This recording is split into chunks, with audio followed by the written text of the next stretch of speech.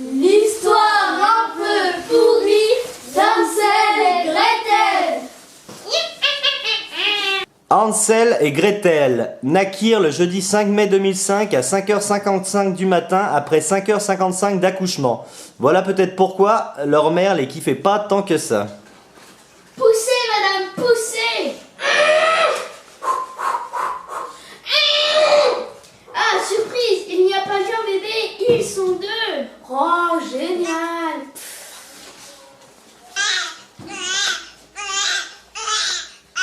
C'est quoi leur nom? Hansel et Gretel, c'est le prénom de mes parents que je déteste. Ah, charmant. 12 ans plus tard, le père des deux enfants, passant de boulot en boulot, et sa femme sans emploi ont du mal à joindre les deux bouts, chaque mois de l'année. La crise régnait dans tout le pays. Lors d'une nuit sans sommeil, le père dit à la mère, dans leur petite chambre de leur grand HLM situé au dernier étage: Comment on va faire, ma tulipe? On est déjà le 13 du mois et on a bientôt fini nos donations à Resto du Cœur. Allez, c'est bon, j'en ai assez de galérer sans les deux manches sans fin, ça irait. On les abandonnera demain en forêt, tiens. Ah ouais, quand même. Tu préfères qu'on meure de faim tous les quatre? T'énerve pas, ma tulipe. Allez, au dodo. Le truc, c'est que les deux manches sans fin avaient tout entendu, et Hansel, pour rassurer sa sœur, avait prévu de mettre des petits cailloux derrière eux lors de la marche pour retrouver leur chemin une fois que les parents les aient abandonnés. Ha! Ils nous ont pas vu partir. Ils étaient quand même pas bien finis, ceux-là.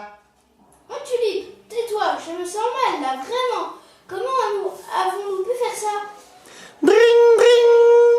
C'est nous, chers parents. C'est nous, chers parents. Drôle votre blague, mais on a pu retrouver notre chemin.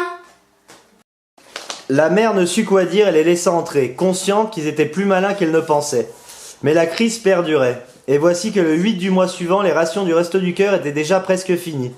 La porte de leur chambre verrouillée, Hansel ne put aller choper des cailloux pendant la nuit pour retrouver leur chemin. Les voici donc en pleine forêt, un matin de décembre, le 25 plus exactement. Bon ouais, c'est sûr que sans les cailloux, dur de retrouver notre HLM chéri. Ouais, mais t'es pas une bessole non plus, hein. Ça fait juste 5 heures qu'on marche, quoi. Ça passerait pas mal un cheeseburger, là, tout de suite. Oh, pense pas à ça. Oh, check, un oiseau.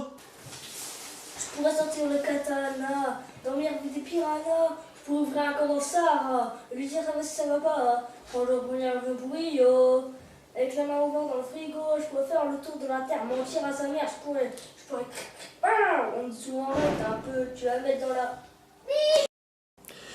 Quand l'oiseau eut fini, il déploya ses ailes et vola devant eux. Ils les suivirent jusqu'à une petite maison sur le toit de laquelle le bel oiseau blanc se percha. Ils virent alors que la maison était faite de pain et recouverte de gâteaux et de bonbons, les fenêtres étaient en sucre. Tu vois, sœurette, tout s'arrange, même si tout ça me semble chelou. On va se régaler et faire un pire repas. Allez, on s'attaque au toit, il a l'air d'être trop bon. Ils commencèrent à manger 2 parties du toit. Et là, une dame vieille comme les pierres sortit alors sa tête de la maison. Chers enfants, c'est un peu mon toit là en fait. C'est pas grave, je réparerai. Entrez donc, il y a des choses meilleures à l'intérieur. Nuggets, cheeseburger et d'autres pâtes à toast. Vous commencez par le dessert? Oh mais ça se fait pas. Elle leur servit un bon repas, Sunday compris. Elle prépara 2 petits lits. Les gosses se croyaient au paradis, mais la gentillesse de la vieille dame n'était qu'apparente. En réalité, c'était une méchante sorcière qui depuis des siècles attirait des gamins grâce à sa maison et les tuait, les faisait cuire et les mangeait. Vous l'aviez pas vu venir ça, hein? Dès le matin, elle enferma Hansel dans une cage et dit à sa sœur: va chercher de l'eau et quelques big bags au frigo de ton frère. Il est enfermé, il faut qu'il engraisse. Quand il sera à point, je le mangerai. Ainsi, tous les matins, la vieille se glissait jusqu'à la cage et dit à Hansel: tends tes doigts que je vois si tu es déjà assez gras. Mais Hansel, qui avait zappé d'être bête, tendait un petit os à la sorcière qui avait une vue mauvaise et ne s'en rendait pas compte.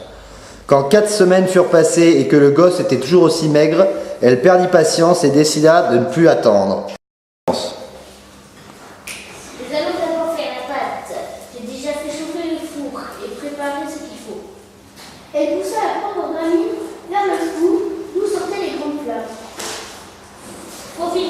Profile-toi dedans et voici qui a séché au four, la cuisine.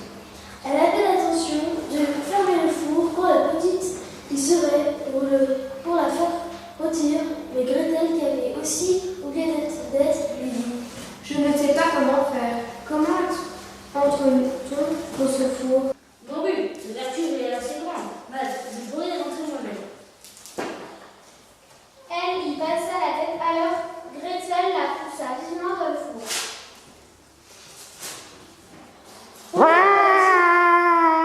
Pendant qu'elle s'ensauvait, elle courut dans la cage.